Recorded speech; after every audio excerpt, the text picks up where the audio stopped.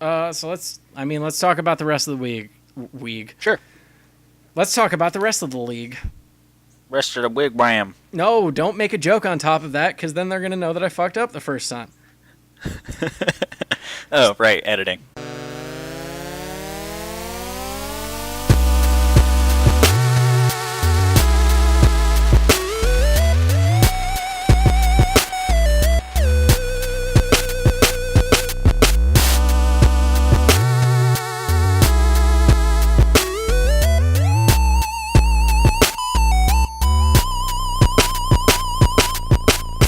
Hey everybody, it's Tuesday, October the 3rd, 2017, and this is the Fourth and Wrong Podcast. I'm RJ, and joining me, as always, is Keith. Say hi, Keith.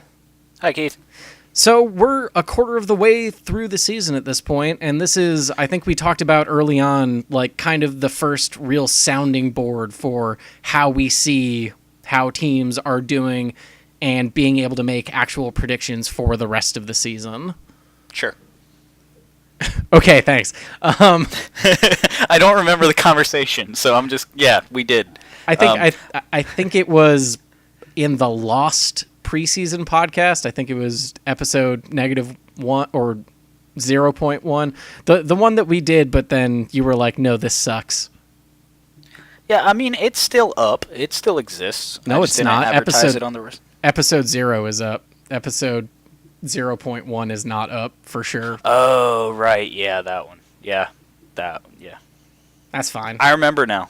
The Lost episode. People will wonder, what amazing things did they talk about? How great were the conversations? What deep insights did we get in the second or third week of the preseason? The answer is basically nothing. There's a reason some of those things get deleted. There's a reason we edit this podcast, because some of it is garbage. Yeah, and I have a feeling after you how long was that podcast after you edited it? I didn't. I sent it to you because you were supposed to send me audio. I was supposed to actually edit that one. Yeah, no, it didn't get edited because you didn't do it. So yeah, garbage day. It was garbage. Yeah, it wasn't. I mean, it wasn't great. You weren't happy with it, and honestly, before it even got edited, I think it was only less than an hour. And we burned through that one. You know, our fans expect a lot more unless you're my mom, in which case she might have actually listened to that length of podcast. Because apparently we talk too much. Bah. Yeah. Listen, Mom. Well, I mean, she's not going to, so I don't even know why I said that much. My mom probably wouldn't listen either. I'm going to pawn it off on my dad, though. I might be able to get him in on this. You'd be like, this kid moved out of the house. I thought I was done with listening to his ass talk for hours on end. Yeah, about shit he barely knows about. I taught him football. Everything he knows was because of me. He merely adopted the football. All right. Well, let's get into some actual shit. God, who did we start with last week? I think we started with you again. No, I'm pretty sure we started with you. With the Beefalos. Yeah, with the Beefalos. Well, let's talk some Browns football then, because I'm all about fairness.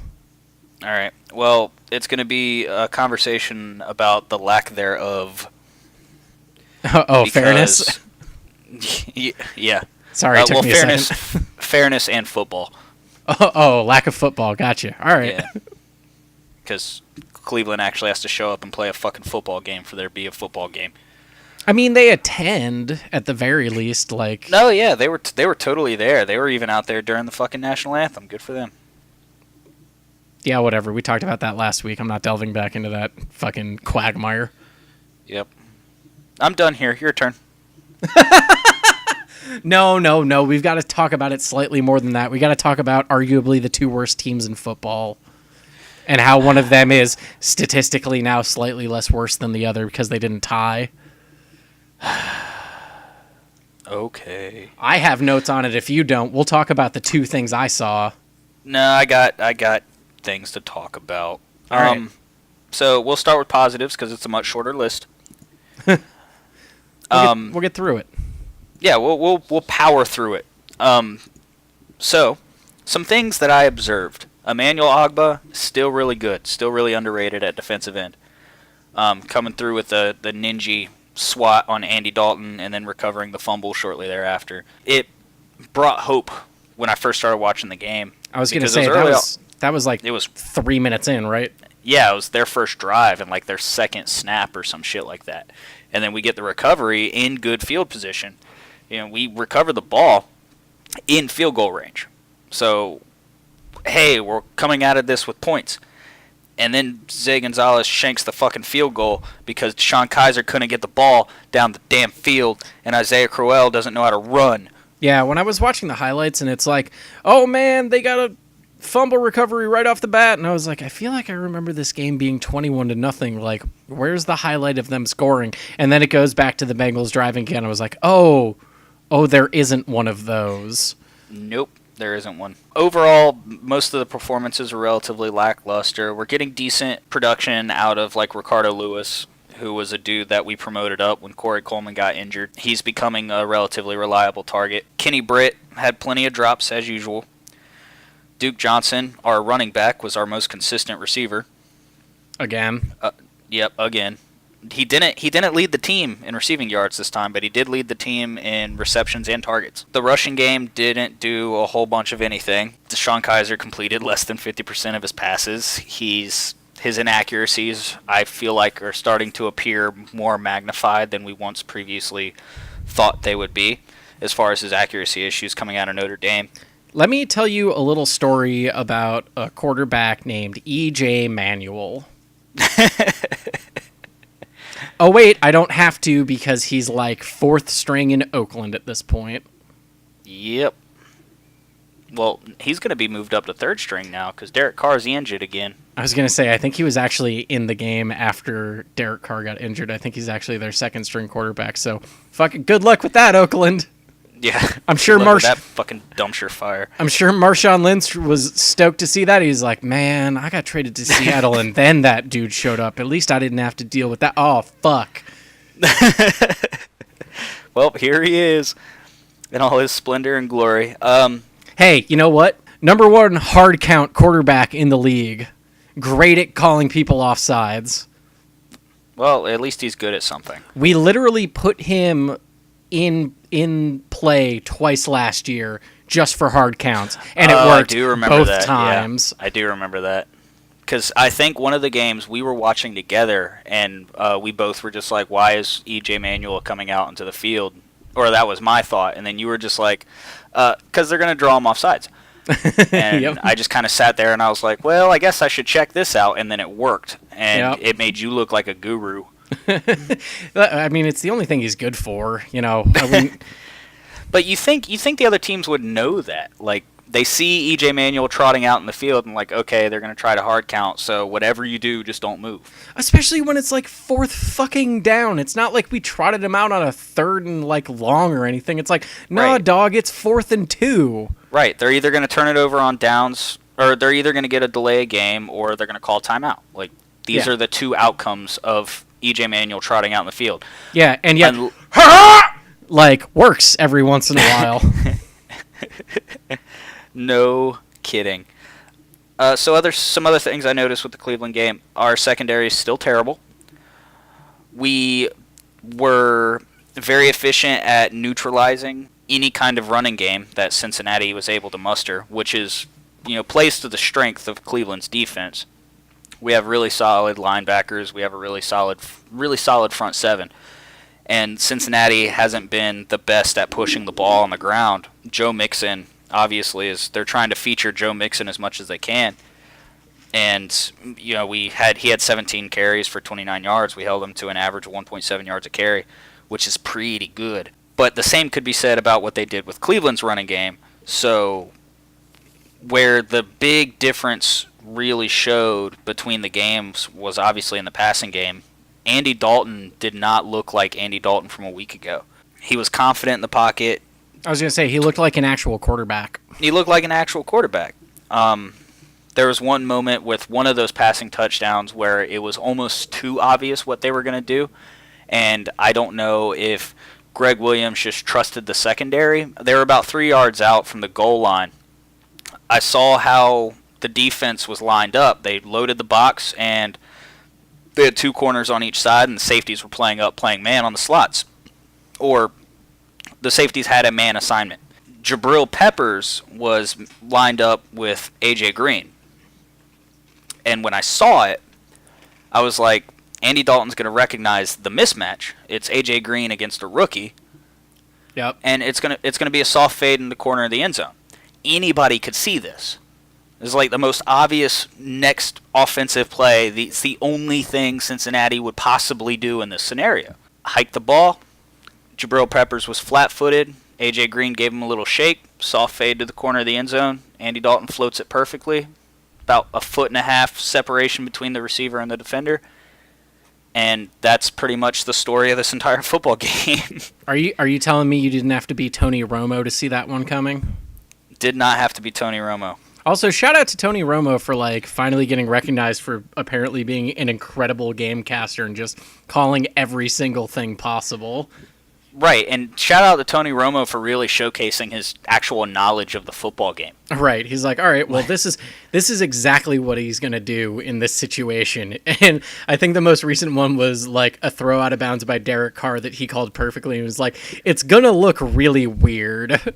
And you're like, you're right, Tony, it is. Also, one more quick side note regarding Jabril Peppers that has nothing to do with the Cleveland game. During the Buffalo game, I'm assuming CBS still had preloads up from the last week, because every single time they did one of those tagging a defensive player on the field, it showed up every single time as 22 Jabril Peppers. And towards the end of the game, they were like, I don't know why that's happening.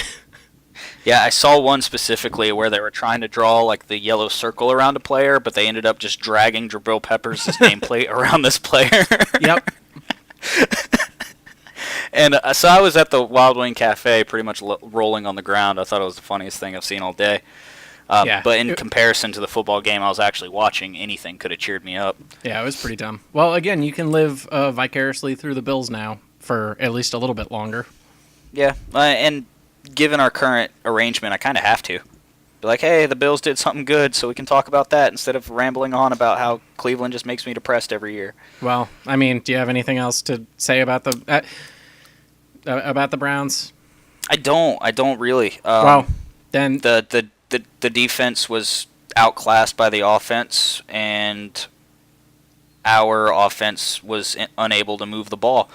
Kevin Hogan, it got so bad that Hugh Jackson pulled DeShone Kizer and put in Kevin Hogan, our backup quarterback. Right. I was wondering about that. I was wondering if he actually got pulled or if he had another headache or what. No, he actually got pulled for preservation of the player, pretty much. Hugh Jackson was just like, this game's over. We're not risking our starting quarterback. But then he made it explicitly clear that DeShone Kizer is the guy. So we'll see what happens this week.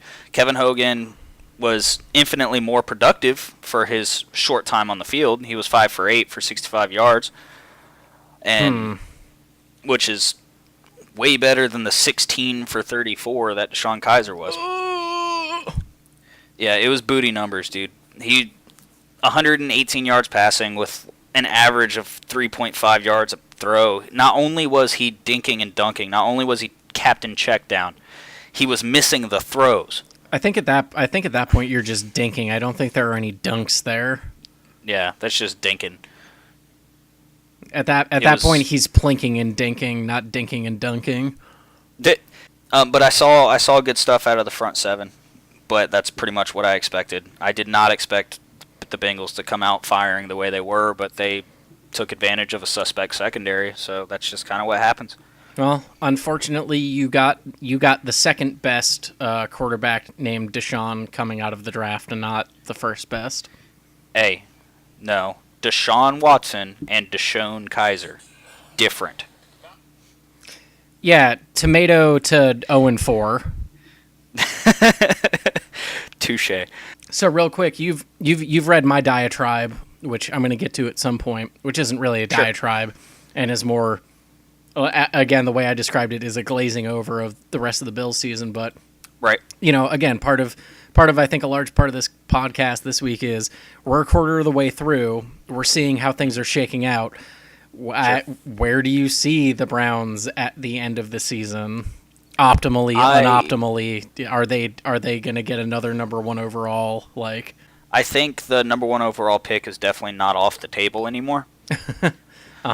It was dismissed from the table, but somebody promptly demanded second, so it got brought back to the table. Right. The issue I'm having with really pinning it down is I don't know whether or not we're going to see. Obviously, we have a trend now. We have 3 games where Deshaun Kaiser has been bad and the running game has been mediocre at best. But the shitty thing about being a Cleveland fan is, as a Cleveland fan, I'm so used to just suddenly the team remembers how to play football and we win a game randomly. Yeah. But as somebody that's analyzing the game, I can't confidently say that could happen. Mm-hmm. But I have seen good things out of these players, and they have put themselves in positions to where they could win the game. I was going to say, let's see. What's the rest of your schedule? Hey, man, you play the Jets next week. We got the Jets next week. The Jets are a big deal for me because the Jets were the one team in the NFL where everybody was like, hey, Cleveland's going to be at least better than the Jets. Well, that was a thing that people were saying in professional sports media, that the Jets would be the worst team in the NFL. Well, now they're 2-2 and Cleveland's 0-4. I would take so much satisfaction. That's your playoff snub. That's your Super Bowl game this year. Yeah, my Super Bowl game is to not be as bad as the Jets. You're probably still going to be worse than the Jets, but you might still beat them. Shut up. Oh, well, you are at home at least, so that helps. Yeah. We were at home against Cincinnati. Yeah, that's a divisional game, though. Like, those are... those can become big coin flips a lot of times. Yeah, and there's also a lot of Cincinnati fans there. I mean, it's not only is it a divisional game, it's in the same fucking state. So right. You drive a few hours and suddenly you're watching Cincinnati play in Cleveland. Yep. Yeah, if I had to give you an honest outlook, I would say, something along the lines of like 3-13. I still think we have a few wins in us. I'm not going to say that. Who else do you think you beat? I say we beat the Jets. We beat Chicago. And you beat Chicago in Chicago day before Christmas? Yes. Okay. It's bold. And I would say either we beat Jacksonville or we happen to upset a divisional team, which usually can tend to happen sometimes. The other option also for one of those wins would be our London game. Cleveland's playing a London game this year. Which one's that? Minnesota. The only reason I say that is because it's not a true home or away game. Yeah. Well, Cleveland... Except technically it counts as a home game for you, which sucks. Right. It's our home game, but nobody's home. As a Bills fan who had to play like 4 straight seasons in Toronto, that sucked. Yeah. Like at least Jacksonville is undefeated when they go to London. Like right. I fucking Imagine how confused British American football fans are when the only team that they see consistently winning in the UK is like the Jaguars. And they must think Blake Bortles is like a god.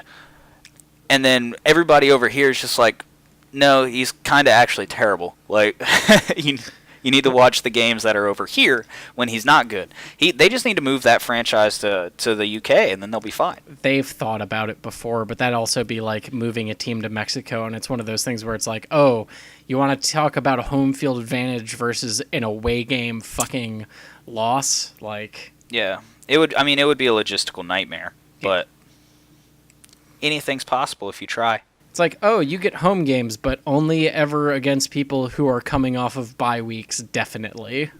Right. Yeah. It's actually pretty upsetting that I can't look at Cleveland's schedule and just be like, hey, we have a chance here, we have a chance here, we have a chance here. It's brutal. the way we're playing now, there's nobody on this schedule that we could actually beat.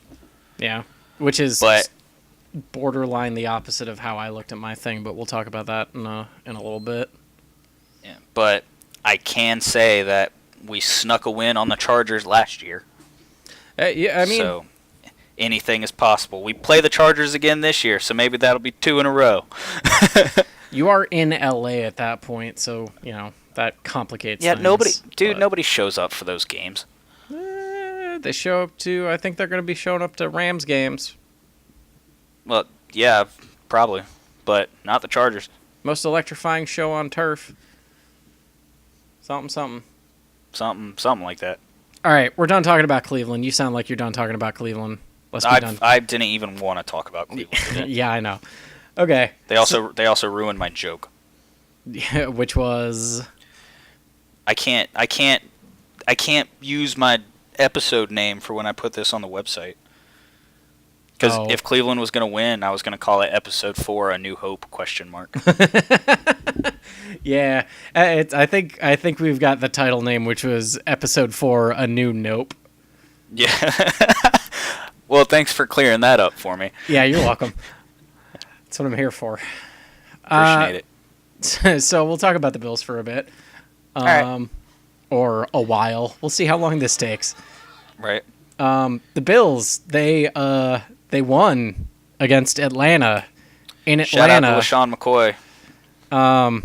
Get me them sick fantasy points. You might remember Atlanta as being the other team in the Super Bowl last year. Yep. We beat them. That's weird. Yep. And Matt Ryan couldn't complete a pass to save his life. Yeah, that was like, what was he, 24 for 42? Yep. That's bad. Yeah, that's pretty bad. Through 2 picks too. Yeah, yes, both of them going to Micah Hyde or Micah High Point, as I refer to him these days. So yeah, my top notes are: we went in Atlanta, and they were the NFC champs, and they very well could have been the Super Bowl champs, but not quite. Then Tom Brady happened. The Bills now have sole possession of the AFC East, that division that Tom Brady's in. Because Tom Brady hasn't happened to the Bills yet. Yeah, we'll talk about that later on. And by later on, I mean very shortly. But offensive side of things, Charles Clay. Charles Clay is trying real hard to get off my bum list. Yeah, no shit, dude. 5 catches on 7 targets for 112 and a long of 44. He played like he was a wide receiver. He was out there, he was getting the double coverage, and the number one thing I can say is Tyrod Taylor can still drop it into a thimble. He just needs the timing. Yeah. And I think that's what we're finally seeing out of that tandem with Charles Clay being on the team for 3 years. Sure. One thing Tyrod Taylor evidently can't do is throw it to anybody else on the team. He can check it down to Shady. Yeah, he did that a few times. Zay Jones, looking at the numbers real quick, Zay Jones seems to have had another unimpressive game. Zay Jones can't even catch a cold. All right. What happened to all those sick catches he had in ECU? Dude, they were all bubble screens and checkdowns. It's weird. I don't know. He did really good in the Senior Bowl. Yeah, he was one of the standouts. You know who was throwing to him in the Senior Bowl? Who's that? Our number 2 quarterback, Nathan Peterman. Ah, cool. You think I'm kidding, but that's the thing where I'm looking at it and like, dude, Nate Peterman probably has better timing than Tyrod's probably gone after this year. So get ready for that. If Tyrod's gone next year and Nathan Peterman is a starting quarterback, or if he plays the last few games because we end up fucking up our schedule, don't be surprised. I saw it in the preseason. Shady got his groove back a little bit. Yeah, it was nice to see. Gives me that. I have Shady on my fantasy team for consistency, and so far he's kind of not disappointing. So there's that. I don't know. The last 2 games were total shit for him, but yep, didn't lose though. Yeah. Well, there you go. Thanks, Kareem Hunt. 76 yards rushing, 32 in the passing game, so he breaks 100 from scrimmage. Not bad. so he got a little bit going. But yeah, that's basically like the big points. Jordan Matthews caught 2 passes, ended up getting a touchdown on one of them, at which point I was screaming at my television. I was like, 87 to the corner, 80, just throw it.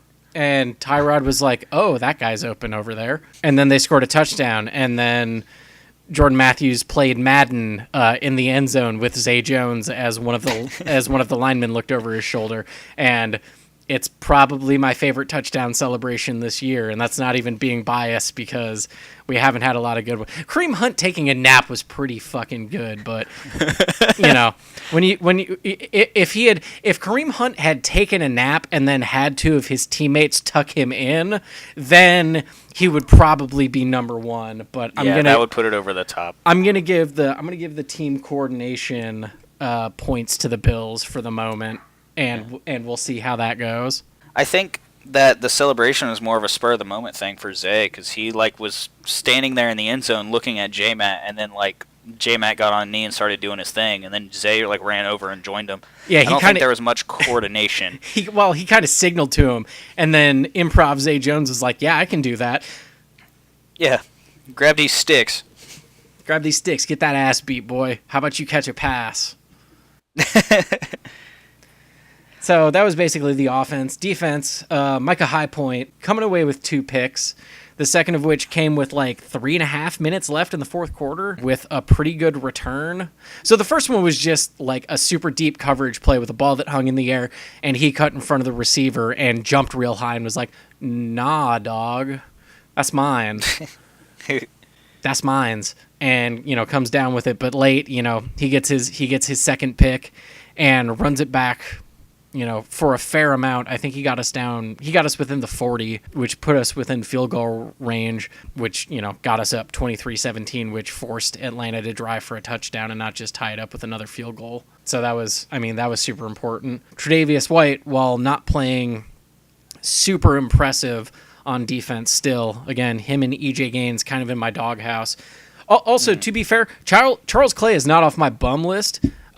He's being granted a parole hearing, and if he does well next week, I'll let him out on probation, and then we'll see how it goes. But this is a very strenuous process. Be less of a bum, and it'll be less strenuous. Show up in the first 3 weeks. I don't even care if my team members or people on Cleveland Browns are doing well. When they win a game, no one's on my bum list. Well, guess what? We're striving for better than Cleveland, so... if I were to have a bum list... We're number list, 1 in the AFC East. We have standards. If I were to have a bum list, it would be just a giant whiteboard, and on one side said bum, on the other side said not bum, and then just the Cleveland helmet as a magnet. And I could just shift the whole thing back and forth, depending on how the week went. Fair enough. So yeah, Tre'Davious White didn't play super hot, but did have a scoop and score off of a questionable fumble. Did you see that play? Jerry Hughes? I did not. Jerry Hughes hits the ball in Matt Ryan's hand as the ball is coming backwards, basically right at the tipping point, a fraction of a second beforehand. Matt Ryan still holds the ball in his hand but throws it forward. And basically it bounces on the ground. It's not knocked out of his hand, but it's one of those control is questionable at this point. What I said, basically what the commentators were saying at the time was Matt Ryan clearly regained control and threw it, and my opinion on it is Matt Ryan never actually lost control of it. So yeah, I'm not in super huge agreement with the play, especially since it would have gone, from a third down and long that it was a 3rd and 9 that got turned into a return fumble from the 40 plus yard, the 45 plus yard line. Sure. To okay, well, that's a punt. So right. It was 7 points, and I'll take the call as the team who never gets any calls ever. But I'm definitely not going to be oh yeah, that was totally a fumble. If they're going to start calling that a fumble, then sure. If that would just to sidetrack a tad, that would kind of break the game as far as the arm going forward, maintaining control of the ball kind of thing. It kind of makes everything questionable at that point because it came out like a Peyton Manning, oh, my arm just broke throw, but somebody actually hit him. Right. So, it's does he have control at that point? I was like, the ball shifted in his hand to a less than favorable position, and then his arm moved forward from that point, and he released it, and it was a shitty throw. Yeah, usually those calls are relatively black and white as far as the arm moving forward, because you'll see, like, as momentum starts to shift forward in the thrower's arm, their hand will close and the ball will just kind of slip out, as the arm's going forward. The ball may still go forward a tad, but they can see it pretty clearly that as he's trying to attempt to make the throw, during the wind back or during the wind up, something goes awry. But if there's some kind of reasonable amount of control of the ball and momentum is now driving that ball in a forward direction, that's forward pass. That's having seen the play, that would be my initial knee jerk reaction. Basically, me describing it to a blind guy scenario, which is you in this case, yes, is he comes back traditional. Ball gets hit, and he basically clasps it with, his thumb, pinky, and ring finger, and the arm goes forward. Mm-hmm. My thought at that point is he still stopped the ball before it got out of his hand, and it was hit. That's probably still a forward pass. It's a real bad forward pass, but people get hit in the arm all the time, and not, the ball specifically, and still throw it forward, and it's just considered an incompletion. So, again, if you're a Falcons fan, I feel for you. We've gotten a ton of shitty calls in Buffalo, so unfortunately, this one went against you. I'll take the W. I'm not going to lie about that. But it was questionable. The Micah Hyde first interception, however, that some people were like, was definitely he had control, but the nose of the ball touched the ground, but he still had control. That was one that, right off the jump, I was like, no, that's an interception for anybody. Yeah. He had control over that. That was good. Right. So it's not. If the ball would have hit first and then he would have lost control, then that's a drop. Yep. But if the ball makes contact, but you already have possession and you maintain control, that's a reception or a pick, depending on what side of the ball you're on. So long as the ground does not aid in catching or collecting the ball. Yeah. The other thing is, Tre'Davious White also had the game-winning coverage on a 4th and 1 play right outside of the end zone. I did see that. He kind of humped that dude in the back. Dude, that was PI, all the way. Yeah. So that's the other play where it's again, as a Buffalo fan, it was a weird, bizarro game where it was oh, we're getting all the calls. This doesn't happen ever. Literally ever. We don't get any of these. And then we got all the calls, and it was I feel like I need to take a shower after this game because I don't know how I feel about this victory. It wasn't quite the Fail Mary of Seattle versus Green Bay, but right. We got a couple close ones, and Tre'Davious White was the benefactor of both of them. Well, seems like he got lucky, which there in turn means you guys benefited in some way. I wouldn't say Bills got lucky because they did a lot to shut down Atlanta's offense. They had one rushing touchdown and one passing touchdown, and it's the first passing touchdown we've let up all season so far. They is the 150 rushing yards, is that the most that's been allowed by the Bills all season? I see 149, but yeah, I think the Broncos got 120 something, and they were the second most, and both the Jets and Carolina got less than 100. The Jets got 20.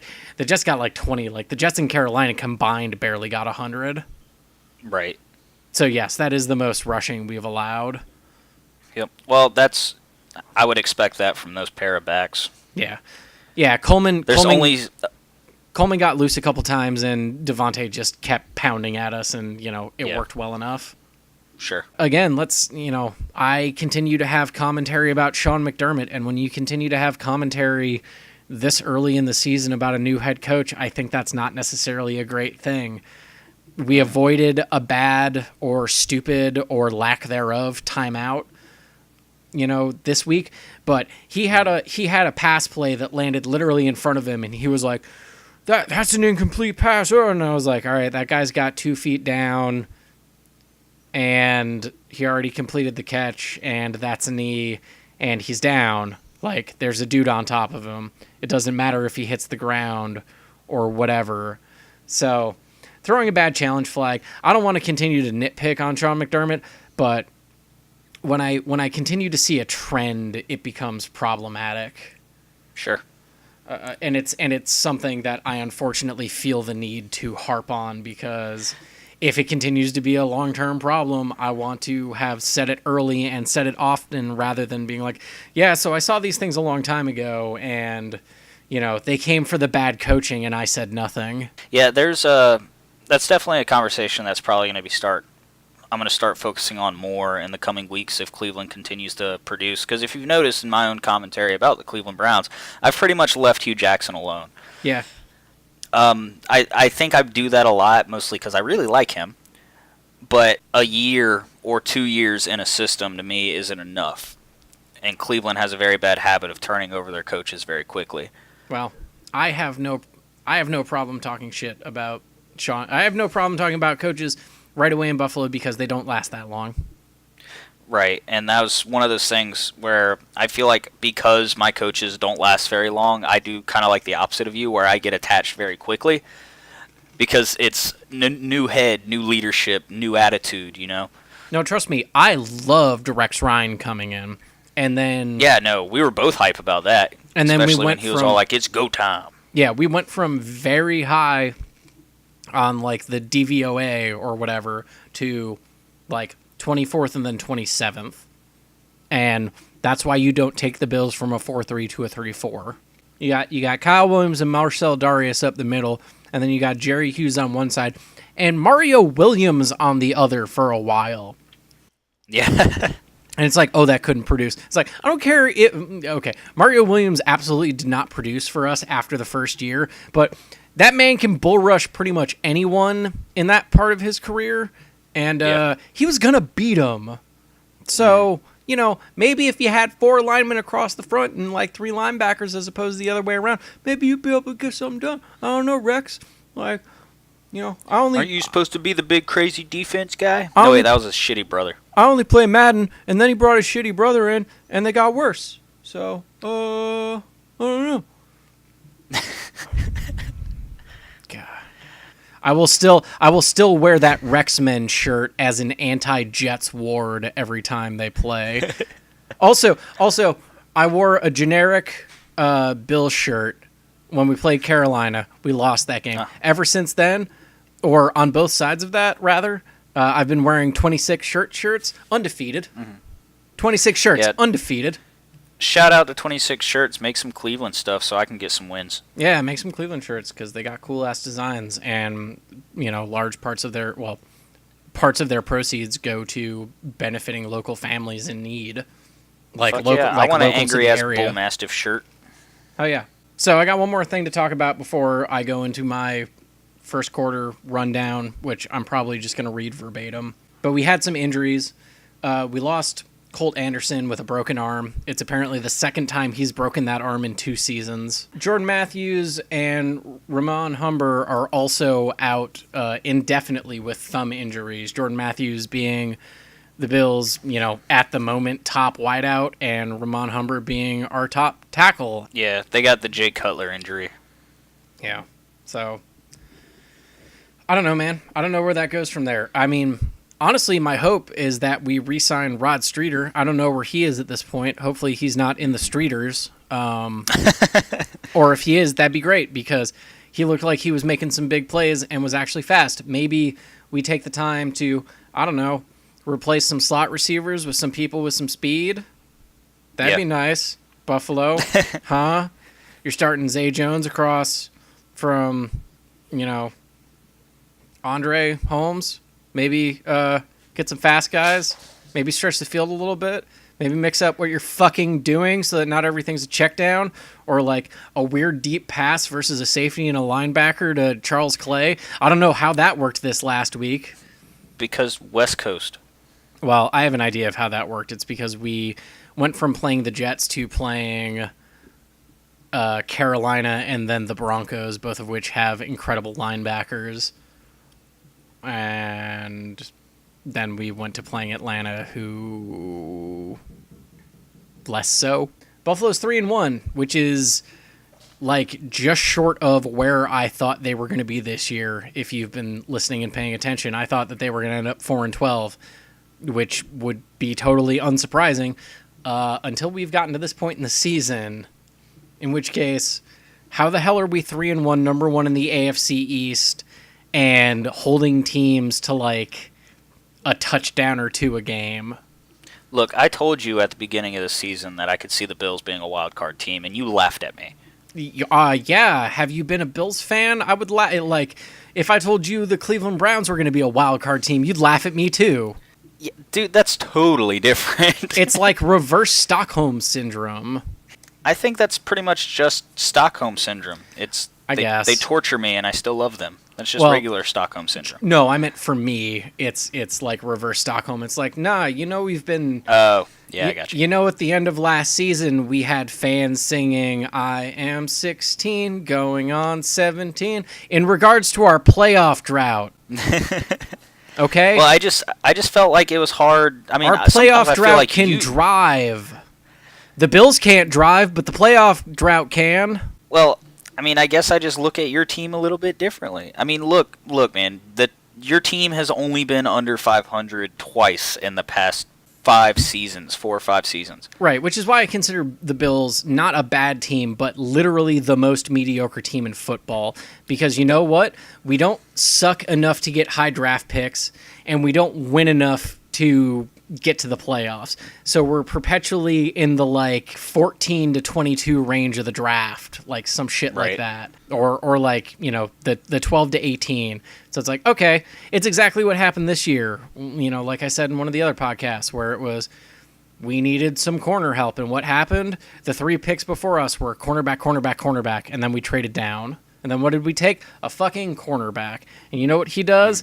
Get real lucky in this game against Atlanta. That's been our MO. Like our last 2 like top 5 picks were Sammy Watkins, who doesn't play for the team anymore, who we also traded up for, which meant it cost us a first round pick the following year. And Marcel Darius. Our other top 10 picks include hits like CJ Spiller. Where is he right now? Not with the Bills. No, he was in New Orleans, I think, last I checked, which is apparently where all shifty running backs end up at some point, because that's where we got Reggie Bush from for the year that he played with us. That's where they all go to die. I'm pretty sure CJ Spiller's a free agent, though. I think they cut him. Well, we could probably use him. Take him back. We can take him back. Fuck it, just run. Like, again, we'll do the exact same thing with CJ Spiller that we did with Reggie Bush. Sign him to the team as a running back, have him run punts and kicks back. Like, whatever, we don't need you for anything else. Just be elusive for this short amount of time. Just do it. Yeah. And pulling up the figures real quick, CJ Spiller's actually had quite the bounce around since the Saints. He was cut from the Saints in September of 2016. Uh-huh. He was signed to Seattle and then cut in October of 2016, and then signed to the Jets in November and was cut by the Jets in December of 2016, and then signed a 1-year contract with the Chiefs in February of this year, and then Kareem Hunt happened. He was cut during preseason roster cutdowns on the 2nd of September, then signed again on the 3rd, then cut again on the 5th, and then signed again on the 6th, and then finally cut again on September 16th. Because Kareem Hunt happened. Because Kareem Hunt happened, most likely. These young running backs are just, like, ending careers. Mm-hmm. It's like, if you're a moderately productive running back, you still got to compete with these guys, because they're very productive running backs. Yeah. Fuck, CJ Spiller, come play for Cleveland. We'll take you. I mean, you're 30 now, so... Whatever. Yeah, whatever. He's younger than Marshawn. Yeah, AP still got still got a team, so. Well, AP is on a team. He definitely doesn't have a team. Right, yeah. Anyways, we've digressed. It happens. We'll get through the rest of this, and then we can talk all the shit about everybody we want. At this point, looking at the schedule, the Bills could potentially even win every game up until Week 12, which would put them at 10-1, which would be ridiculous. But it could happen. I don't think it's going to happen. But with the teams that we're up against, it might. Like, Week 5 is against the Bengals, which are, they're a great team. They're 1-3. They managed to beat. Oh, wait, no, I remember who they managed to beat. Let's move on. Week 6 is a bye. I'm not talking to you anymore. You're doing the show on your own. Week 7 is Tampa Bay. I can do at least the show on my own for another 350 words. After that, I'm struggling. Week 7 is Tampa Bay, which I think is beatable. I don't know, man. That's going to be one of your question marks. Right. That is the first big question mark. They'd probably be 3-1 right now if they played their opening game against Miami, which would put them right in the throes with the rest of the NFC South. But we're playing them at home, so right. Who knows how that goes? Starting to get cold up there. Yeah, it's starting to. I mean, it's starting to get cold here. Shit, I'm leaving the doors open. I'm turning the fans on and all. I don't need air conditioning anymore. Yeah. It's like AC ain't doing nothing below fans do. It was 55 this morning. That was awesome. I wore a hoodie into work. I was like, hell yeah, hoodie weather. I'll wear shorts. I'll wear shorts until it's 40 degrees outside, but I'll start wearing hoodies at 55. Let's do this. Yeah, I'm pretty stoked for hoodie weather. Week 8 is also at home, so we get back-to-back Tampa Bay and then Oakland the week afterwards.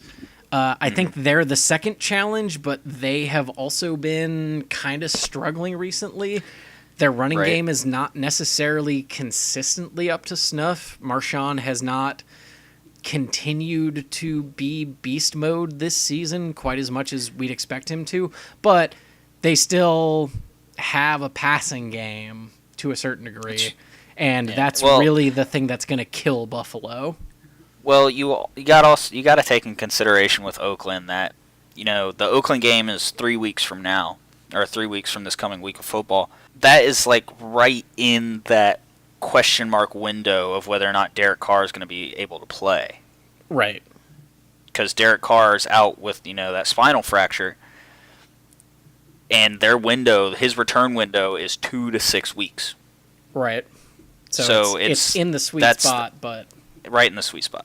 I wouldn't be in a hurry to come back from that injury if Oakland's having to start not Derek Carr. Oh, please start EJ Manuel against us. Yeah, and then that would be amazing. Please do it. Please do it. Yeah, because their options are EJ Manuel or Connor Cook. Welcome back to Buffalo, motherfucker. Yeah, you remember how this ground tastes. But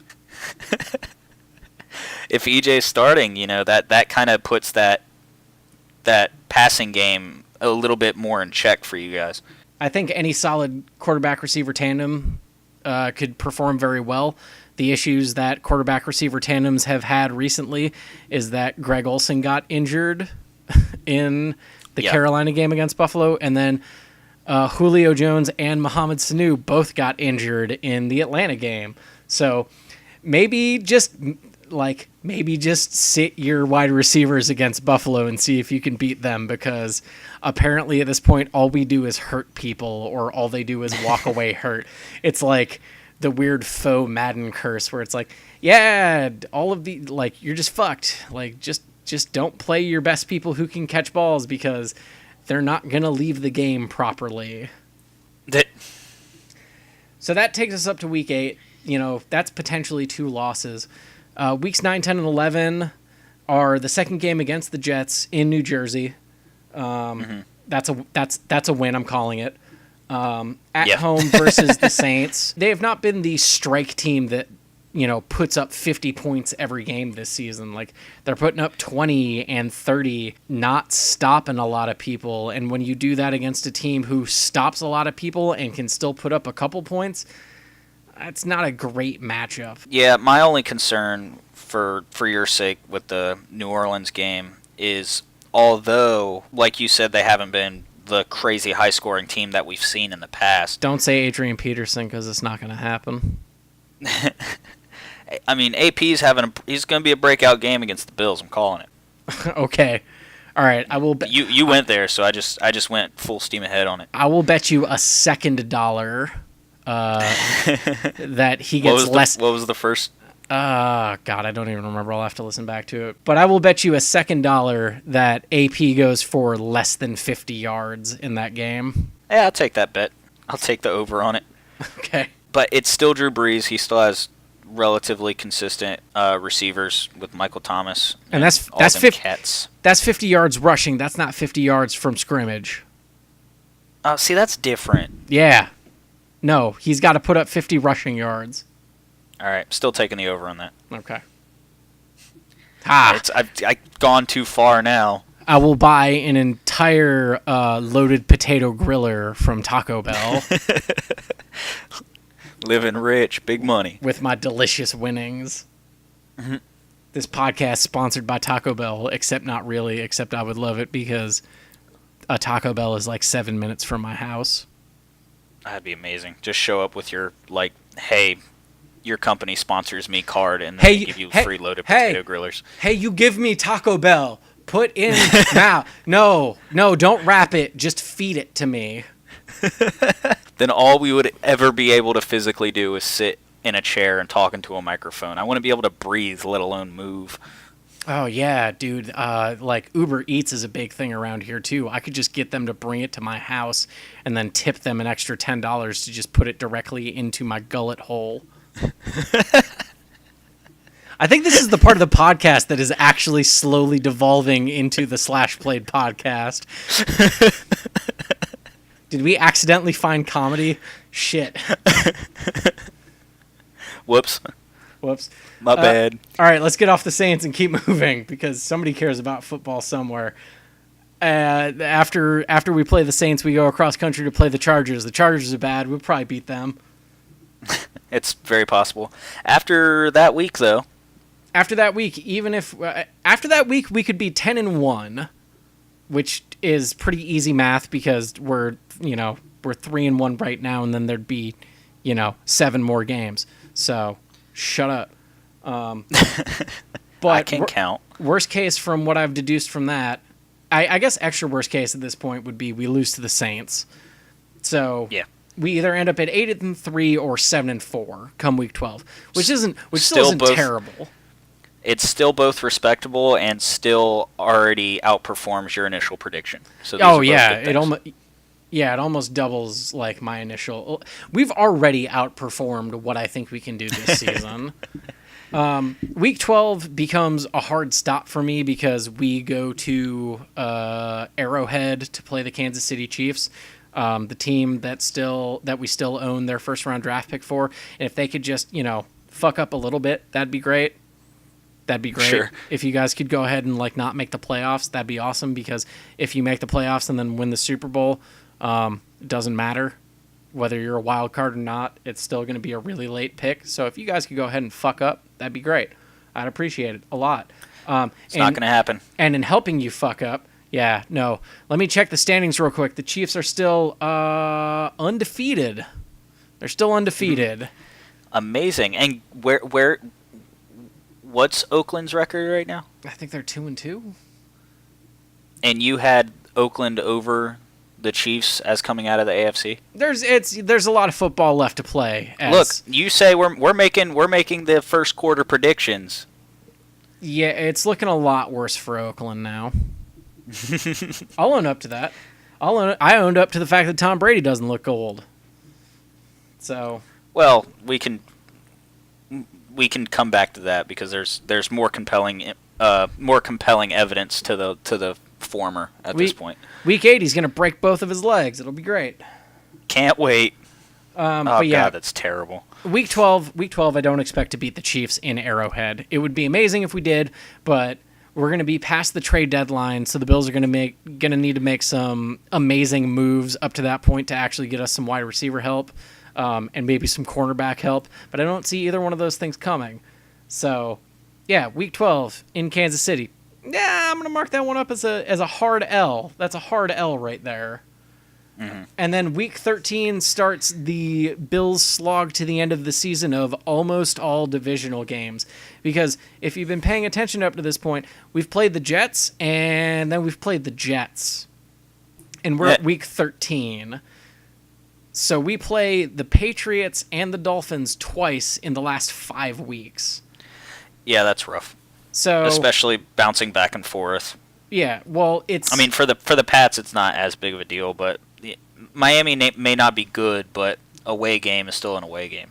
Week 13, we start a 3-game stint at home, which are our last 3 home games. We play against the Pats, which is probably a loss. We play against Indy, which is probably a win. And we play against Miami, which is probably a win in mid-December. Sure. Also, we have a pretty good track record with Miami at home, if I remember properly at this point. Weeks 16 and 17 are, again, New England and Miami in that order, but they're both away games. So, we get to go up to Gillette Stadium week 16, where they're known to lose so often. Yeah. Hard pause. Except for that one time. Well, we beat them, I think, week 4 last year without Tom Brady at home. So, yeah. That was... Still counts. That was what's his name. It was the first shutout they've experienced in Gillette Stadium. So... Yep, still counts. I'll take that. But yeah, and then, then we play Miami in Miami week 17. Who knows how that's going to go? I feel like Miami in Buffalo... week 14. No, I'm sorry. Miami and Buffalo week 15 is a pretty safe bet. Going back down to Miami week 17 is a coin flip still. I feel like it's always a coin flip going down to Miami, but if we've got the playoffs on the line, maybe this team gets it together. If we don't have the playoffs on the line, maybe this team gets it together. The Bills will choke. Oh, yeah, now you are just reading my notes. Well, you're reading your notes, so why can't I? Well, yeah. The Bills... Listen. Stevie Johnson dropped a touchdown pass against the Steelers. That number of years without being in the playoffs could be like 4. You know what it is? 7 goddamn teen. The number of points the Atlanta Falcons scored in their loss against us this week. Anyways, moving on. Christ. We got the rest of the league to talk about. We're over an hour into this, and we've only talked about our own team, so everybody has shut this off by this point. But maybe I'll start putting timestamps in or something. That would take extra work. So let's talk about the rest of the league. Okay. Where do you want to start? We can go back to New England, who's not the end of my schedule, but close to it, and the fact that Carolina beat them this week. Yeah. I miss Chris Hogan. I want you back. Baby, I was please. a Carolina fan. I know you played for Miami before us, but we've taken a couple of you, and maybe just you. Listen, his name is 7-Eleven for a reason because he's always open. Bring back Chris Hogan. You know who kind of looked a lot like an MVP winner from 2 or 3 years ago? Go on. Cam Newton. You know who kind of looked old? Go on. Tom Brady. Tom Brady. Interesting stat. I just want to point out that Tom Brady has been sacked almost as many times in the past 4 games that he ever was the entire season last year. So I don't know what's going on with the Patriots right now, but yeah, he's been sacked 13 times in 4 games, and I think last year, all year, he was only sacked 15 times in total across the 12 weeks he played. Don't they know that old people aren't supposed to get hit like that? Yeah, they're kind of fragile. Mm-hmm. He wasn't the most accurate cat on the planet, but man, did he love checking down to James White. What we saw was a Carolina team who scored 33 points to win a game against a team that averages giving up 32 points. It was like precisely the number they needed to win that football game. Is it actually impressive that Carolina won at that point? Yeah. To me, I wouldn't call it impressive. I would say it was very strong fundamental football and grit because, I mean, let's be honest, they got into a shootout with Tom Brady and won. I guess. I mean, they played a game against a team last week that also scored 33 points, and the Patriots only won by 3. Right. Also, the Saints. What's up with scoring 20 points? You beat Miami 20-0. You lose to the Patriots week 2, 36-20. I think the Bills can probably score more than 20 points against the Saints. Yeah, I think we got this. The Bills have only scored more than 20 points or more once this season. We did a lot more last year, but we also had a guy named Sammy Watkins who's on a shootout team this year. Oh, wait. And a guy named Robert Woods who's on a shootout team this... Oh, fuck. Now I'm sad. Yep. I mean, the offense... The Carolina Panthers offense was obviously more efficient than the Patriots' offense, but the Patriots, Carolina had a turnover, but it wasn't a super turnover crazy game. Even the defensive numbers leaned pretty heavily into Carolina's favor, but the thing that kept New England alive in that game was their ability to extend drives. They would get to second or third down and cop that first down. Second, third down, get the first down. Cam Newton and the Carolina Panthers were just bombing, in the passing game. They were just, their leading receiver, Kelvin Benjamin, had 104 yards receiving, but only had 4 receptions and 4 targets. They were striking big. They were stretching the field. They were pretty much doing exactly what you need to do against New England's suspect secondary, which is target the secondary. Yep. You're not going to get a blowout showing from your running game against the Patriots. They still have a decent front seven, but if you can really, really take advantage of your mismatches with that secondary, you can tear them up. You really can. I don't know. I'm starting to consider Carolina's rushing game suspect to begin with. Well, it always has been to me. Jonathan Stewart is not the world's best runner. Cam Newton was the only reason a running game existed for them 2 years ago, and then they asked him to stop running the ball. And then they were like, Christian McCaffrey, he's going to be the future. And Christian McCaffrey is like, I get like 20 yards a game. Yeah, and it's not even his fault. Well, to a degree it is, because even his production when he does touch the ball isn't the best, but he only had 6 touches. They want so hard to use McCaffrey as like a gadget player, where he has that dual threat potential and all that fun stuff. And they're not really giving him a good solid crack. They're still giving Jonathan Stewart the majority of the touches. Maybe they see something in Jonathan Stewart that I just don't see, but I haven't seen Jonathan Stewart as a prevalent feature back the entire time he's been with Carolina. But when Cam Newton lowers a shoulder and carries the ball, it really puts a spark in their running game to the tune of him, having a rushing touchdown. Nothing quite like a 6'5" linebacker who can also throw it to, run the ball every once in a while.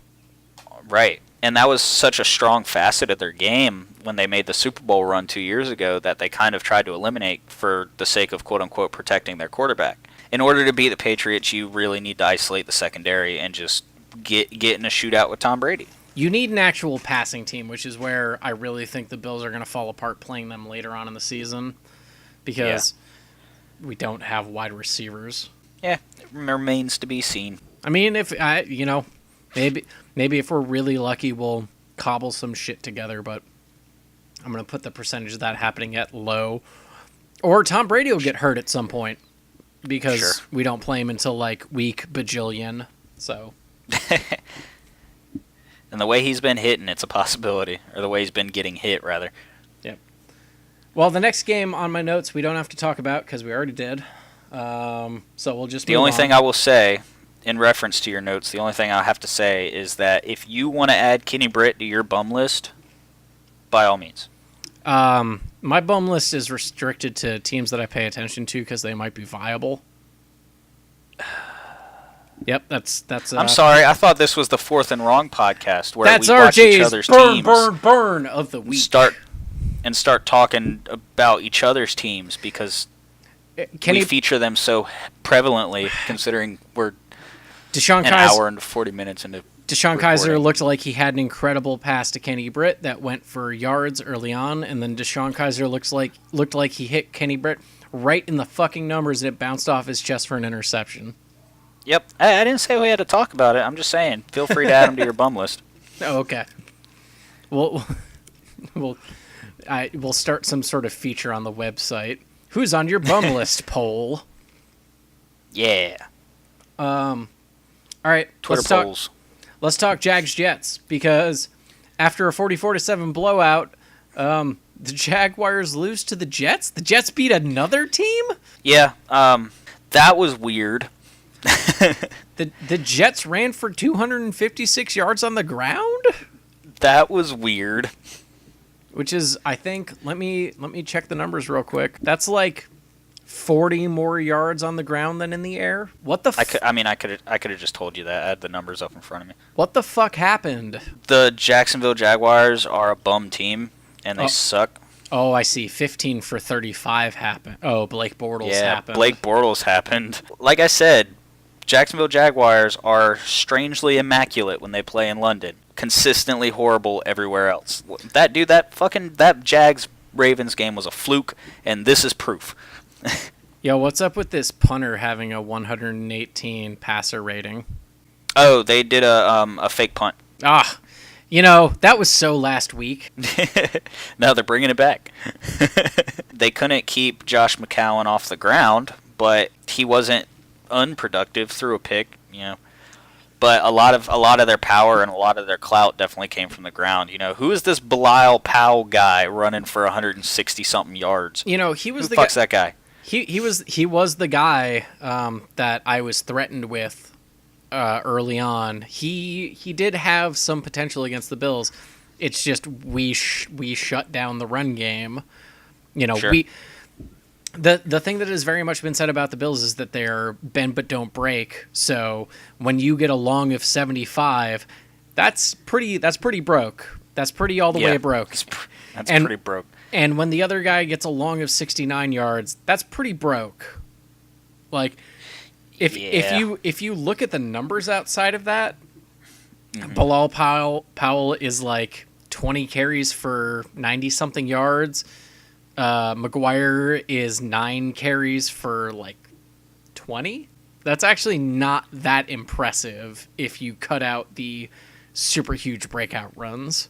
Yeah, it definitely sways the averages. But if you look at it from face value, the defenses have to be able to contain the big play. Oh, sure, absolutely. Face value is, it doesn't matter if you have, 40 rushes for a yard apiece. If you have 2 rushes for 80-something and they both score touchdowns, guess what? Both of those things ended up in the end zone. Yep, and then you've successfully accomplished your task, which is to get the sports ball into the painted part. Yep, unless you're looking for fantasy points, which some people are. No, that still does great for fantasy points. Well, because you get 6 points for the touchdown, and then you get 0.01 point per yards rushed. Well, at the end of the day, it does. I'm talking about the first 40 yards that each went for Oh yeah. 1 No, yard. I'd be if either of those two were my running back on my fantasy team, I'd be stressing, and then that breakout run would happen, and then suddenly I have 20 points from one player, and then I don't know what happened at that point. Yep. Yeah, it was a strange game. I caught a decent amount of it at the Wild Wing Cafe because it was on the TV next to my Cleveland game that I stopped watching halfway through. Yeah, halfway. You made it that long. Yeah, no, I made it that long.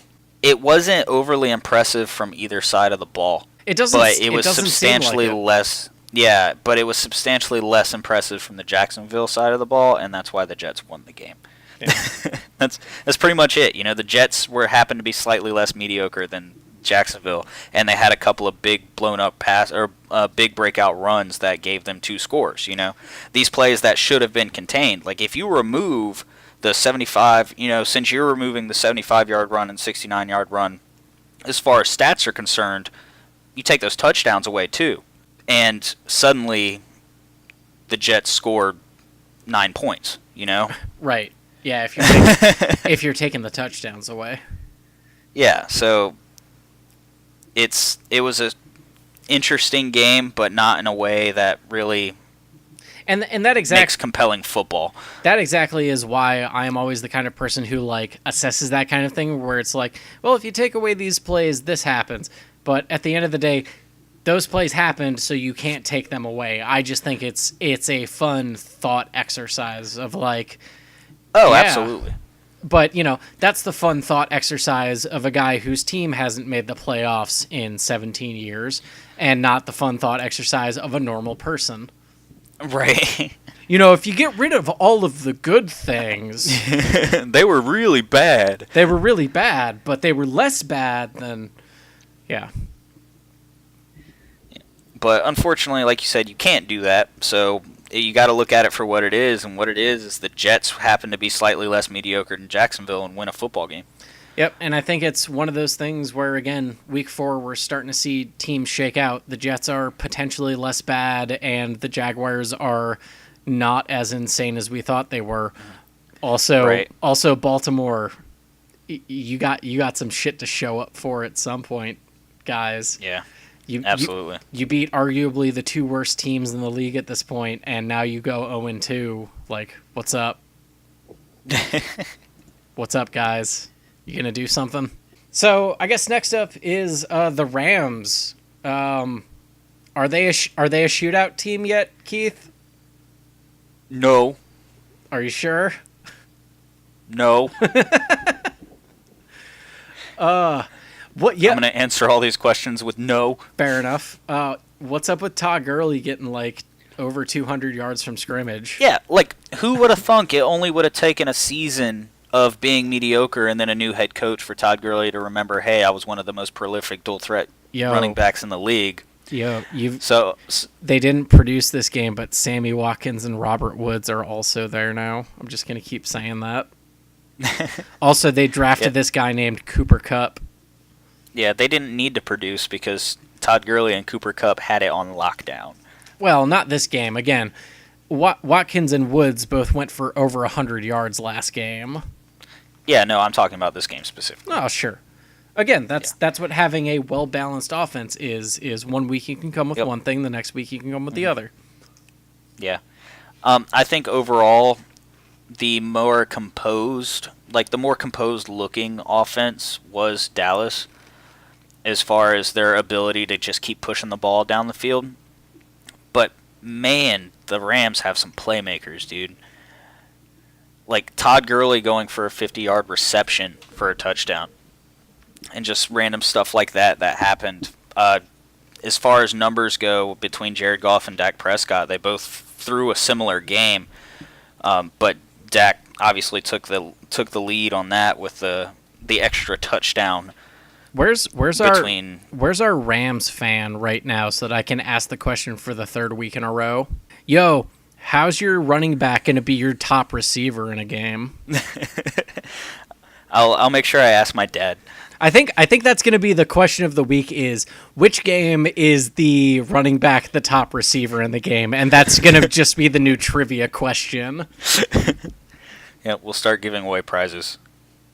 Yes, like free access to the Fourth and Wrong podcast. Oh, wait. Yeah. Oh, wait. Damn it. Tossed away an opportunity. Wait, you can monetize these? Yeah, we could set up a Patreon. Hell yeah.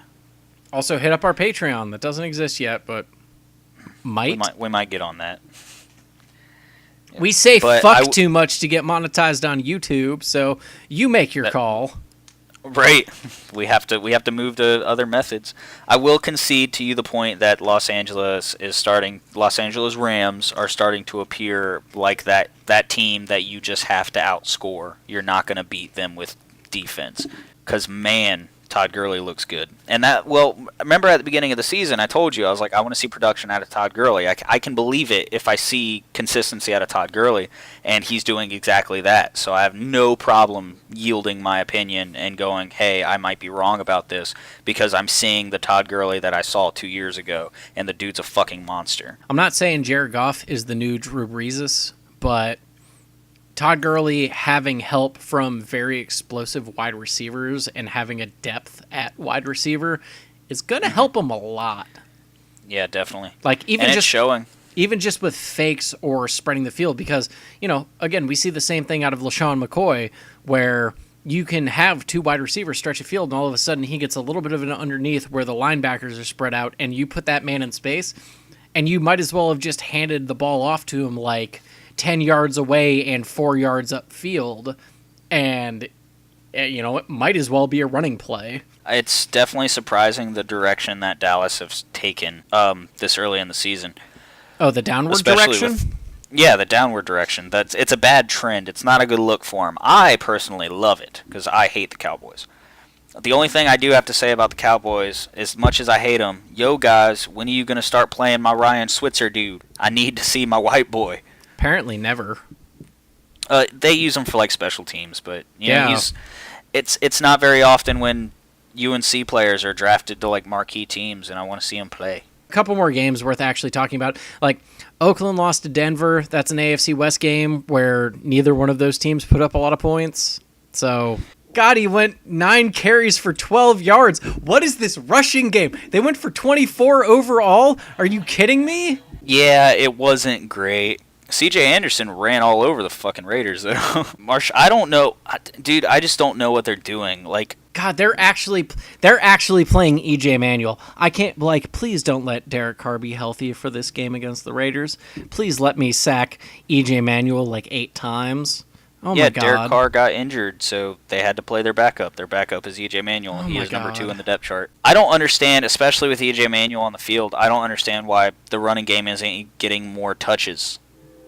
15 carries across fucking 6 different rushers. Jared Cook was probably having a good game, but, he's got 3 receptions on 8 targets, and I could bet you how many times that was probably EJ Manuel's fault.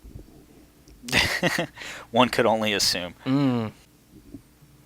Amari Cooper had 8 targets and 2 receptions. I can only guess whose fault that was. EJ Manuel? These guys who are 2 targets, 2 receptions, and 1 target, 1 reception, and 6 targets, 6 receptions, probably not EJ Manuel passes. I mean, that was all Derek Carr. Maybe. I guess he did complete some. He was 11 for 17, but he technically had a higher completion percentage than Derek Carr. Okay. So I'm going to say that Cordell Patterson was probably the largest recipient, considering he had, 6 catches for 33 yards and had the second lowest average on the team. So, yeah, that sounds about right. Sounds about right. That was another one of those football games where it wasn't very impressive to watch. Denver stays undefeated at home. Go figure. It's a hard stadium to play in. It also helps when you play 3 out of your first 4 games at home. Absolutely. It's one of those things where it's whatever team decided to be slightly less mediocre won that football game, and it was the Broncos, largely aided by the running game. I think a lot of Oakland's success over the next few weeks is going to be stemmed on whether or not Derek Carr can get healthy. I think part of their success is going to be get Marshawn Lynch some blocks up front and let the man do something. Unless he just can't anymore. Power backs are not known for their longevity, but going from absolute beast mode, 2-3 years ago with a year off to not doing anything when he came out to represent Oakland, seems like something else is going wrong. Yeah, I can't confidently square any blame onto Marshawn Lynch's shoulders because I don't see it as his problem. Now, it may be. I mean, we'll see later in the season. Well, it's because you can't squarely execute anything on Marshawn Lynch's shoulders because he will just buck you off. Well, that's what you would think, but 1.3 yards per clip says otherwise. Again, I didn't watch the game. Those could have all been 3rd and 1s and 4th and 1s. Possible. Yeah. Last item on the to-do list. So, rookies that are doing silly shit somehow translates into 57 points against the Titans that are supposed to have one of the more consistent defenses in the league. Oh, you mean Deshaun? No, not Deshaun. Deshaun. The good Deshaun. Oh, right, yeah. Tomato to beat the fuck out of the Titans. Right. Like, it was unreal. And it's the numbers, like the offensive production numbers aren't even like super crazy. You know, they had plenty of support in the run game, but they had a lot of people touching the ball to get that 170 yards rushing. You know, only 180 yards or only 280 yards passing. Great QBR, great quarterback rating. Threw a pick, didn't matter. They were outscoring him so much that he could have thrown 3 more picks. They still would have won that football game. Deshaun Watson himself accounted for 5 touchdowns. He threw 4 and rushed in 1. The dude looked like a rock star out there. On the flip side, I think this game got a lot of the same points as Jacksonville's 44-point game. Yeah. Where when you get 4 interceptions, you get good field position. Yep. On the other side of the ball, you know, you had 2 quarterbacks, and both quarterbacks threw 4 picks, and obviously what happened is they scored on every turnover. Yep. And Titans couldn't keep him out of the end zone. Everything was clicking. Titans couldn't keep him out of the end zone. The defense was shutting him down. The defensive numbers for Houston suck, but the Titans barely had access to the ball. And a fumble by Matt Castle doesn't help. Also doesn't help. You know, so 5 turnovers. We can account for 5 turnovers that probably all got scored on. When I looked at the spread on this one as far as possession times, I think the Texans had the ball for like 38 minutes, and the Titans only had the ball for like 20-something. 39-41 to 2019. Yeah, so we're talking almost a 20-minute difference between the time of possession. So that means Houston had access to the ball for an entire extra cycle of scoring and doing crazy stuff. It was insane. It was an insane game to watch. Houston basically had access for an extra quarter, which is good when you have 445 total yards versus 195. Mm-hmm. And 33 first downs to 9. That kind of makes a difference. Yeah, and that's such a telling stat, the first down production in that game. Titans just that and the actual production yardage, Titans just could not move the ball. And then, Mariota going down and being replaced by Matt Castle, he's not going to save the game for you. So it was a shit show on the Titans side of the ball, and it just so happened to coincide with the Texans probably putting up the most complete football game they've ever played. Yeah, penalties also don't help in a game. When one team has 6 and the other team has 3, that's not great. Especially when the team that has 3 is penalized for 20 yards and the team that has 6 is penalized for 88. That's pretty bad. Like, the Titans literally had more penalty yards than they had rushing yards in the game. Yeah, so you pretty much just nullified your entire rushing game. Yep. Which leaves a total offensive production of 100 yards. Pretty much, yeah. Of passing. And you're not... Listen, it's 107. Okay. Well, unless you take out the 8 for yards lost on sacks, in which case it's 99, so... Oh man, it was definitely interesting to watch though, but not from like an enjoyment of the game of football, but just watching. Occasionally, it's nice to see somebody just going, like, I wonder what happens if we go Madden on this shit. Let's just try everything because everything's working. So if you look at the scoring breakdown from quarter to quarter, Houston Texans definitely pulled a Bill Belichick and just like hammered onto the gas pedal in the fourth quarter. They put up the most points of any quarter in that last quarter when it really didn't matter because at that point they were already winning the game handily. Well, yeah, I mean they scored as many points in the first quarter as the Titans scored all game, and then they scored more points in that second quarter, and then they were like, here's a little bit more, and all right, here comes the pour. Yeah, the third quarter was probably because that's when I'm not entirely sure who got the ball at the half, but I'm almost willing to bet it was the Titans, and they were holding on to the ball for dear life. That was when the majority of their 20 minutes of possession occurred was in that third quarter. I'm willing to bet. And then Houston finally got the ball back and was like, nah, bitch. With 9 first downs, I don't know. Yeah, it's true. Probably most of their possession was in the second quarter when they actually scored points. Right. I would be more willing to bet that Tennessee figured out defense for about 15 minutes and then forgot how to play defense again. Or J.J. Watt thought it would be a good idea to rally the team for a water break. That's true. Like, all the starters were like, hey, come over here. Yeah, like, let's go hang out over here for a minute. Let's let the bench play a little bit, and then we'll go back out there and finish what we started. Yuck. Third down efficiency. Yeah. Honestly, one of the biggest gripes I have with the Bills. Third down efficiency for the Titans, 2 for 8. Third down efficiency for the Texans, 6 for 12. It's not how you stop a team. Fourth down efficiency, 0 for 0 for the Titans, so at least they didn't fuck up and try. Fourth down efficiency for the Texans, 1 for 1. Like, why would you even need to go for it on fourth? I don't understand. Because you were gonna win that game. Because like Jacksonville last week, they had to practice their fake punt or something. Yeah, I mean, you might as well. Or they were on the goal line, they were already winning, so they punched it in. I don't know. Yeah, fuck it, just punch it in. I didn't watch the game. Nobody had to watch this game. This game was an ass beating. You just walk away and you're like, okay, I thought college games were played on Saturdays. Well, that's interesting you say that. Do you think that Houston has adjusted their offensive scheme to more fit to somebody so fresh out of college? Like, maybe this is just how Deshaun Watson's used to playing, like a quick striking spread offense, kind of like what KC's doing right now. A lot of people are criticizing Andy Reid because he seems to be utilizing more of a collegiate style spread offense with some pro style stuff thrown in. Maybe that's a shift we might see in the NFL at some point, is people giving collegiate style offenses a little more respect because they're putting up points. Okay, and you want my answer?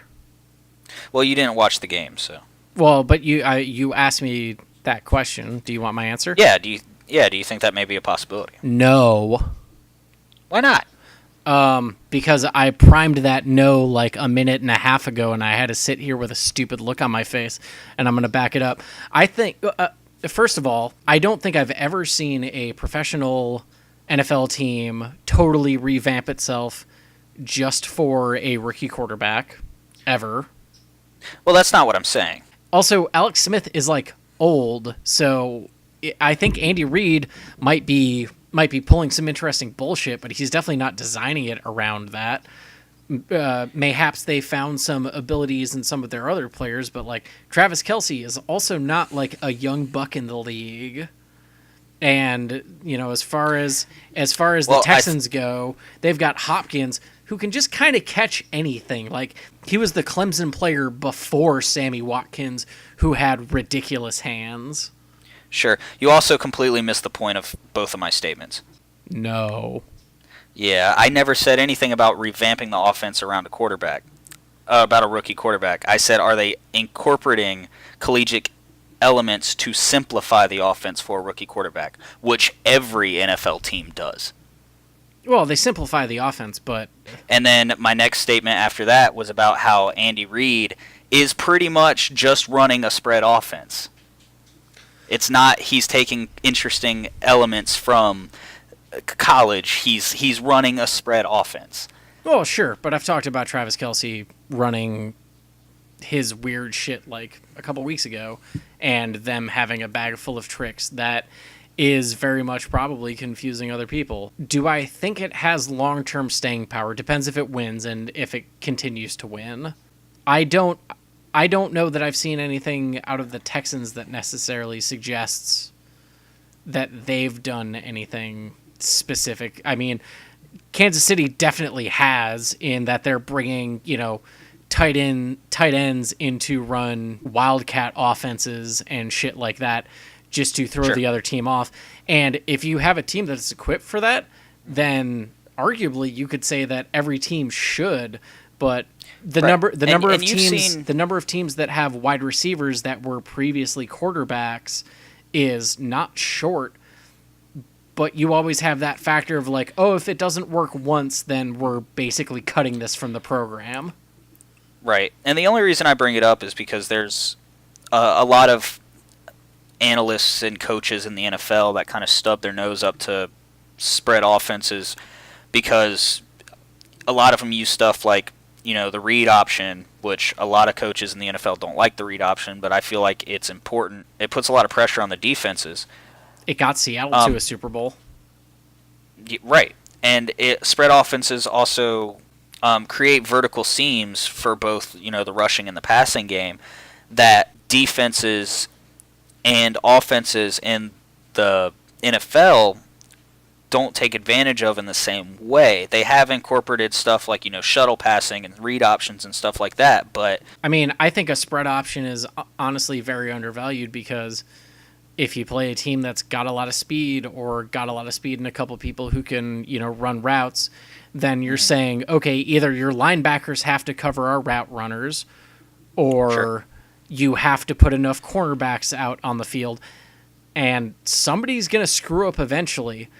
Or at this point in the league, you've got players like Tyrod Taylor, you've got players like Cam Newton, you've got players like Russell Wilson, where it's like, all right, we're going to spread this out, and they're all going to go deep. And, oh, look, you've got nobody to stop me from breaking out. Or I have a mismatch.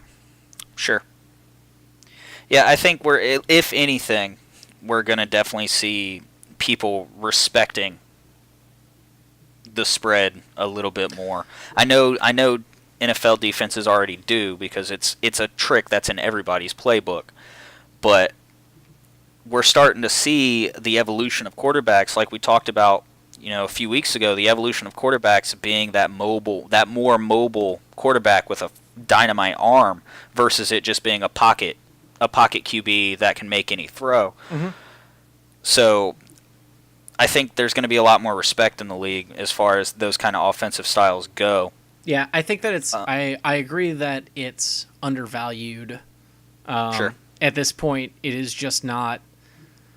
It's not prevalent enough to make an assumption. I was going to say an analysis of. It's not super well executed most of the time, and it's also not executed a lot. Like there aren't a lot of people attempting it. Sure, and a lot of people argue, and I tend to agree with them. The reason why it's so successful in college is because it's college teams playing college teams. Right. And these aren't professionals. A professional football team is an all-star college team. Right. You see, in college you see each other once a year if you're in the same conference, maybe. Whereas divisionally you see each other twice a year plus, X number of other teams, and you're playing more games, and there's more tape, and. But the NFL is very much a league that could take advantage of people like Kareem Hunt, like, LaShawn McCoy, who can split out and just say, whatever, I'm the fifth wide receiver in this play, stop me. Right. And work with quarterbacks like Russell Wilson or Tyrod Taylor or Cam Newton, or even in certain places, Alex Smith, and say, I'm the sixth running back, stop me. Yeah, it's gonna be interesting. Like I said a few weeks ago, I feel like that's the trend when it comes to especially the quarterback position. Maybe not the entire offense because, you like you said, you have to have those very specific pieces in place to be able to run it effectively. But at least the trend from the quarterback position. Yeah, you got to have good linemen, and in this day and age, I think it would almost be optimal to shift back to slightly smaller, quicker dudes if you're just looking for a quick push off and someone who can run up field and make space for someone. Sure. Well, and that's one thing that I actually wanted to bring up to you this week that we can talk about quickly, but we can elaborate on it next week when we have another week of football underneath us. But we were talking about the prevalence of the running game again. How we're getting all these massive, pretty much future superstars in the running game with Ezekiel Elliott. Now we have Kareem Hunt. Leonard Fournette's doing okay. Jared Cook was looking to be a dude until he got put out with a season-ending injury. I mean, Gurley's coming back. He's not that Gurley's old. coming back. I think one thing that can be attributed to it that we didn't touch on is, like you said, people are having to put more clout into faster players. The NFL has put in so much emphasis on the passing game over the past, 5, 6, 7 years that I would say defenses have really 8 to 12. Sure, absolutely. where defenses have had to severely downgrade the size of their defenses to keep up with the speed of the offense. Mm-hmm. And now we're starting to see these running backs that can really take advantage of that. That's part of the reason for Marshawn Lynch's success when he was, beast mode and things. Ezekiel Elliott was torching people. And that was, but he's not a fast guy. You just can't tackle him. And that was very much one of our early conversations where I asked you if secondaries would become, overpriced and undervalued anytime soon if the Legion of Boom had some sort of falling off point. And now we're seeing even more running backs where it's like, yeah, you're a cornerback. I wish you could try and stop me because I've got 20, 30 pounds on you and it's all muscle and all I have to do is thrust this arm out into your face mask and I'm already past you because I'm as quick or quicker than you are. Absolutely. That's why I think we're seeing a lot of value in like the safety position, specifically strong safety. When people are setting up their defense, they don't necessarily need a very strong coverage safety in that position, but they do need somebody that can fucking hit something. Yep. You have players like, in the Legion of Boom, Cam Chancellor. When he hits you, this is a safety that makes you feel like you got hit by a linebacker, and that's a very important aspect to keep that running game on. If it gets past the first level, to keep it in the second level, because these corners are not going to be able to take these guys down. The other thing that's been happening, if people are paying attention, and I hope somebody's listening to this at this point to be paying attention, is what we're seeing is, especially this season, a lot of teams dropping safeties super far back. Like the Bills specifically are a bend but don't break team where they'll drop safeties 20, 25 yards back just so that you don't get that big run so that they can actually cut that off. And, they are just sure tacklers at that point. Like, Jordan Poyer and Micah Hyde are not punishers by any means, I don't think. Like, I haven't seen them absolutely deck anybody, but they are the security blanket, very much so. Yeah, I think if anything is going to be undervalued in the secondary, I think it would lean more towards the safeties for me. Yeah, for sure. Just because it's not, they're not pairing up with a skill position player. You're not seeing these big one-on-one battles between a number one receiver and a number one corner. But safeties save your defense sometimes. As a Bills fan, I can tell you we would not be 3-1 without our safeties. Well, you're welcome for Jordan Poyer. Whenever you get sick of him, we'll gladly take him back. I think we have him on like a 3 or 4 year, so I'll talk to you after he's out of his prime. Well, fuck. Same with Micah Hyde. That's I think Micah Hyde's on like a 5-year contract at this point. That's the thing about like the Bills signing players for cheap is when we get pretty decent players, we fucking lock them up for the long term or we fuck up their contracts where, you're a starting quarterback, but every year you're, a prove-it year. But, sure. I wouldn't know what that's like, and neither would Tyrod at all, even a little bit. That was one of my biggest things about Jordan Poyer that really upset me. Peterman's going to be starting next year.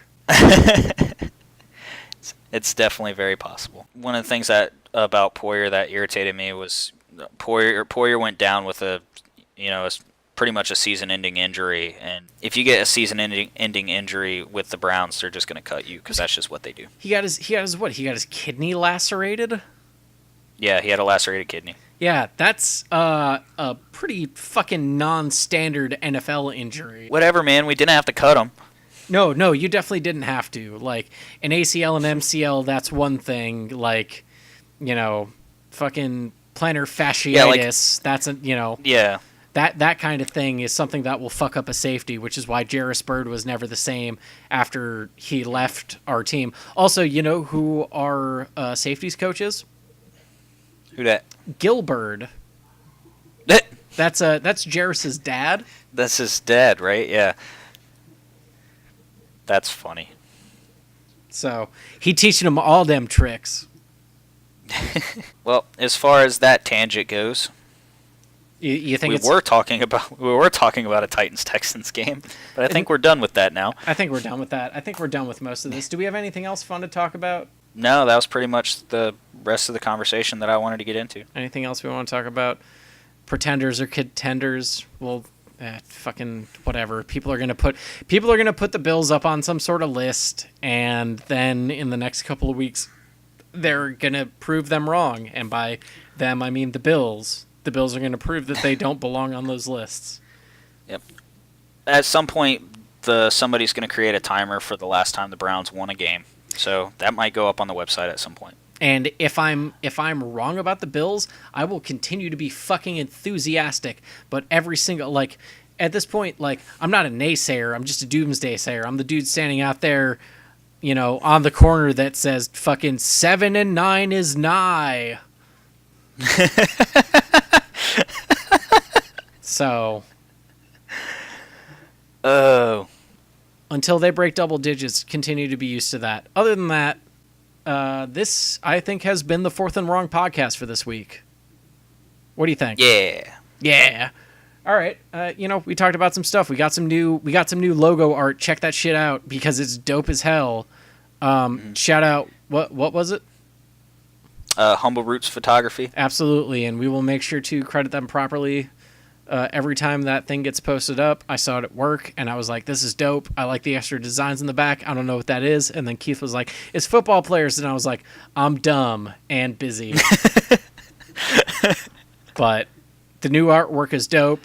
And also it hopefully will help us get on iTunes shortly. So maybe by the time you hear this, it'll be up on iTunes. Or hopefully you've listened back this far to listen to our dumb idiotness from years and years ago when we're on season 6 and the Browns are leading the, AFC North, 7-1 and the Bills are still 2-8. And somehow those weeks line up. I don't know. Those will be the days when they're competing on separate timelines. Yeah. There's a million universes, Keith, and a million different Bills teams. The Browns won a Super Bowl in one of them, damn it. There's an infinite number of timelines and an infinite number of Bills, and in at least one of those timelines, they went 4-0 in the Super Bowl. Also, I will make a post whenever the cigarette smoking man from X-Files dies, because then maybe we have a chance. You think the Madden curse is real? But anyways. We will certainly see. This has been the Fourth and Wrong podcast. Say goodbye, Keith. Goodbye, Keith.